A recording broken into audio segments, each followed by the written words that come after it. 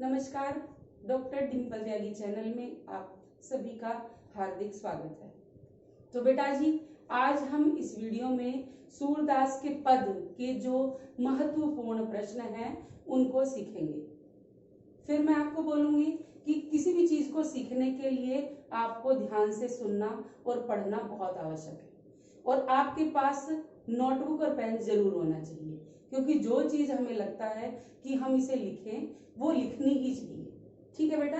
तो प्रसंग तो आपको मालूम ही है, क्योंकि मैं पहले वीडियो में आपको इसकी पूरी व्याख्या भावार्थ आपको सिखा चुकी हूँ। अगर आपने नहीं सीखा है तो उस वीडियो को आप जरूर देखें, उसका भावार्थ सीखेंगे तो आपको प्रश्न और भी अच्छे से जल्दी ही तैयार हो जाएंगे।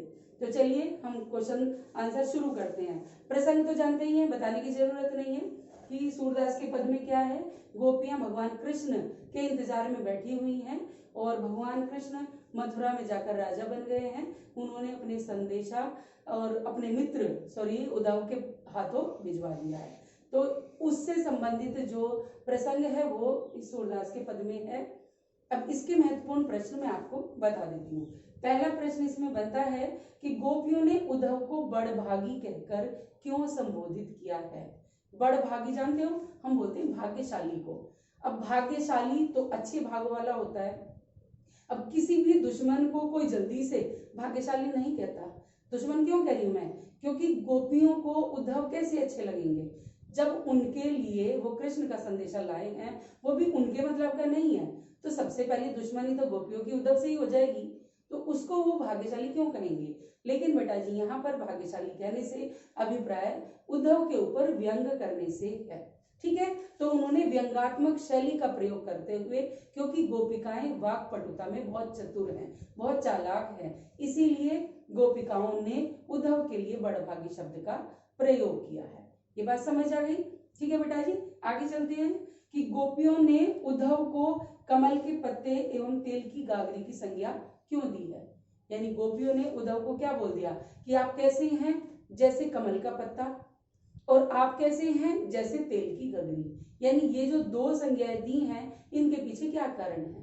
इनके पीछे यह कारण है कि कमल का पत्ता क्या है, पानी में रहता है, लेकिन पानी में रहने के बाद भी उसके शरीर पर पानी का दाग नहीं लगता।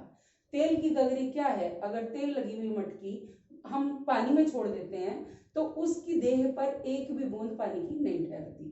तो कहने का अभिप्राय क्या है, अपरस रहना, नीरस रहना। यानी उद्धव भगवान कृष्ण के साथ रहकर भी उनके प्रेम में संलग्न नहीं हुए, इसलिए आप कैसे हैं जैसे कमल का पत्ता, जो पानी में रहकर भी पानी के रस का जो दाग है उसके शरीर पर नहीं होता, जैसे तेल की मटकी पानी में डालने पर भी उसके शरीर पर एक बूंद जल नहीं रुकती। इसीलिए उद्धव को इन दोनों संज्ञाओं को गोपिकाओं ने दिया है।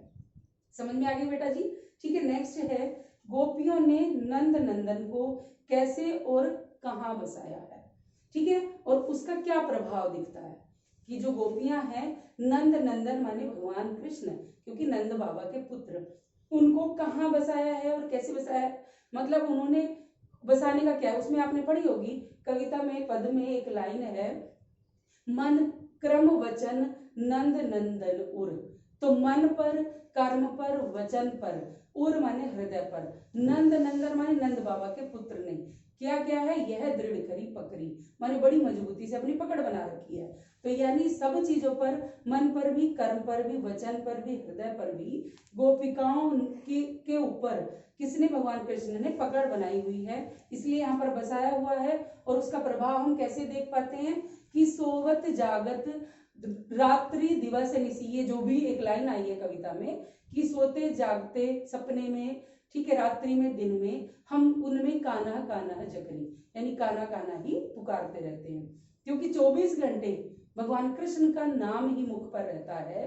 तो इसका यही प्रभाव गोपिकाओं के ऊपर बताता है कि हर समय भगवान कृष्ण ही उनके साथ हैं, या यूं कह लीजिए कि उनका मन भगवान कृष्ण में ही संलग्न रहता है।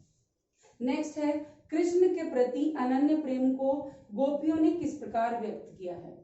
तो भगवान कृष्ण के प्रति अनन्य प्रेम, अनन्य भक्ति होती है, अनन्य प्रेम होता है जो सिर्फ एक से ही किया जाता है। अन्य अन्य माने अलग अलग से नहीं।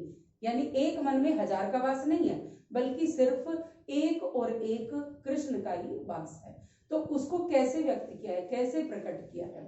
क्योंकि वो भगवान कृष्ण से इतनी ज्यादा, इतना गहरा एकनिष्ठ प्रेम करती हैं कि अपनी जो उपमा है, जो संज्ञा है, वो उन्होंने चींटी से दी है, तुलना चींटी से कर दी है कि जैसे गुड़ के ऊपर चींटी चिपक जाती है, छूटने में अपने प्राण त्याग देती है, लेकिन कृष्ण को नहीं छोड़ती, ऐसे ही हम, गुड़ को नहीं छोड़ती, तो ऐसे ही हम भी भगवान कृष्ण के प्रेम में संलग्न हो गए हैं और उनसे दूर हम नहीं रह सकते।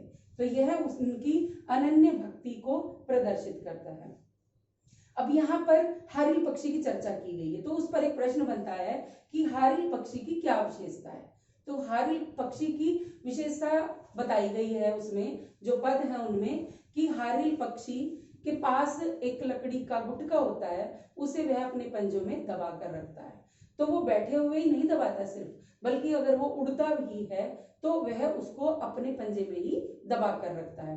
तो हारिल पक्षी की यह विशेषता है कि वह हर समय, यानी 24 घंटे, उड़ने में भी, बैठने में भी, जागने और सोने में उस लकड़ी के गुटके को नहीं छोड़ता, अर्थात उसको वह अपने पंजे में ही दबाए रहता है। यह हारिल पक्षी की विशेषता है जो और किसी दूसरे पक्षी में नहीं पाई जाती।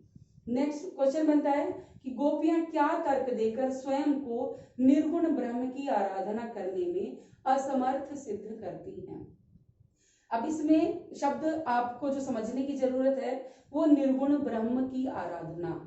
अब आराधना एक सगुण की होती है, एक निर्गुण की होती है। सगुण में क्या होता है? मूर्ति पूजा आता है। निर्गुण में क्या होता है? निराकार आता है।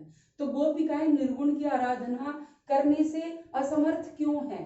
वो इसलिए हैं क्योंकि उन्होंने भगवान कृष्ण की जो मूर्ति स्वरूप चेहरा है उसको अपने मन में, दिल दिमाग में, सब में बसा रखा है।